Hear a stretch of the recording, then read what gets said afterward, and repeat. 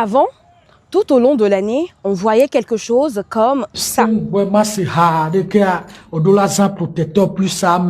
Ou encore ça. Mon ami, ton affaire là, ça te prend la tête, hein? N'oublie pas de pincer et dérouler. Et, subitement, tout a disparu. Et même hier, 1er décembre, on dirait même pas que c'était la journée mondiale de lutte contre le sida. Pourquoi ne remarque-t-on plus de grandes campagnes de sensibilisation comme auparavant? La maladie aurait-elle disparu? Ou le taux de contamination aurait-il baissé?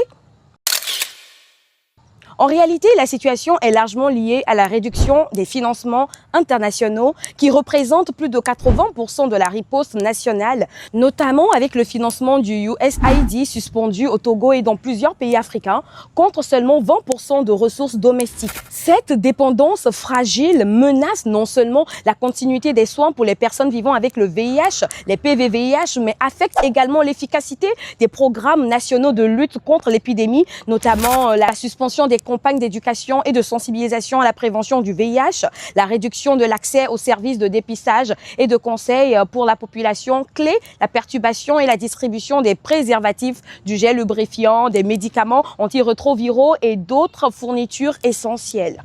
Pour pallier à ces lacunes, l'agence américaine recommande au Togo, dans son rapport du 3 avril 2025, d'augmenter la limite budgétaire de l'État pour la santé, passant de 2,5 milliards à 5 milliards de francs CFA, et d'intégrer le VIH comme maladie chronique dans le mécanisme d'assurance maladie universelle afin de garantir un financement national durable et de sécuriser les traitements sur le long terme.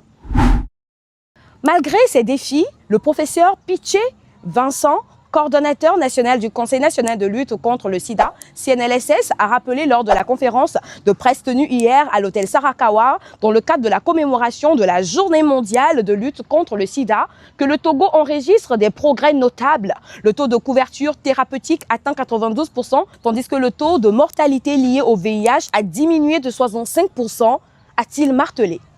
En 2000, à peine, à l'époque je me souviens très bien parce que j'ai travaillé au PNS avec le Dr Bassabi, à peine 10 patients étaient sous antirétroviraux. Et ça coûtait cher. Actuellement, on est à 92 000 PVVIH. Sur les 100 000 qu'on estime au Togo, sont sous médicaments antirétroviraux. C'est-à-dire qu'on a un taux de couverture thérapeutique de 92% entre 2010 et 2024. On a réduit de plus de 105% le nombre de décès liés au VIH. C'est-à-dire si on ne faisait rien, il y aura tel nombre de décès. À cause des accès aux antirétroviraux, plus de 105% des gens ne meurent plus de sida.